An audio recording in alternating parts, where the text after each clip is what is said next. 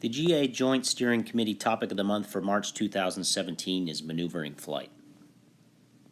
Maneuvering flight is the phase of flight where most fatal general aviation accidents occur, more than 25% of all fatal accidents, and half of those accidents involve a stall or spin scenario. In this briefing, we'll describe common maneuvering flight tasks, and we'll discuss common maneuvering flight accident scenarios. Finally, we'll offer some tips for successful maneuvering flight task accomplishment. Go ahead and take a look at this slide and try to answer the question. What does maneuvering flight involve? If you answered E, then you answered correctly.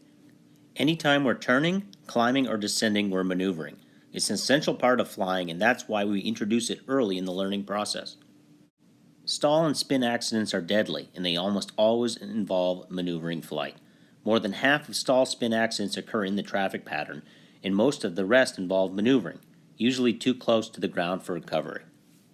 We teach stalls early on in the learning process. Stall practice is intended to not only build proper recovery technique, but equally important, to build stall awareness so that the pilot responds to emergent stall situations, thus preventing the stall. There's a number of affordable options in angle of attack sensing and display that should go a long way toward reducing the number of stall spin accidents, but they're a subject for another topic of the month. If you have any former military pilots in your aviation circles, you should probably ask them about their experience with angle of attack indicators. Early in our primary training, we learned about turns about a point. It's a training maneuver designed to build skill in wind compensation, aircraft ground track control, orientation, and most importantly, division of attention. We are taught stall awareness, stall recovery, and stall prevention, and we're taught turns about a point. We are never taught stall recovery while turning about a point, though.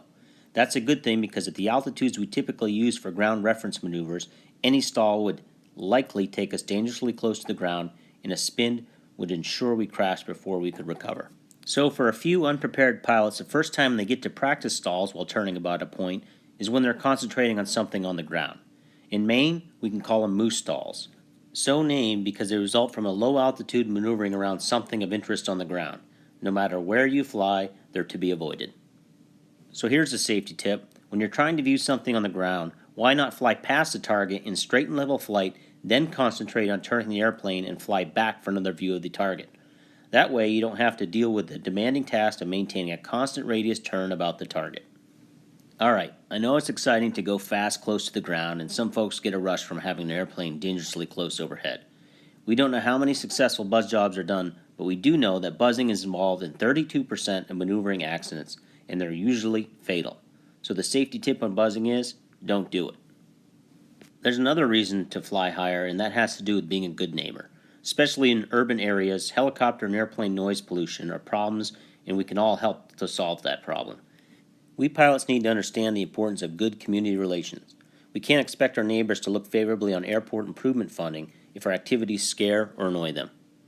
A new airplane owner once asked an experienced instructor pilot, "What's the best thing to put in my airplane to increase safety?" Without hesitation, the instructor answered, "Fuel." When it comes to maneuvering flight, though, the most effective safety tool for any pilot is practicing the art and science of flying. That means more than a monthly trip for the $100 hamburger. Book some time with a CFI at least once a year to practice the items on this list. When was the last time you practiced stalls, slow flight, and some other training maneuvers?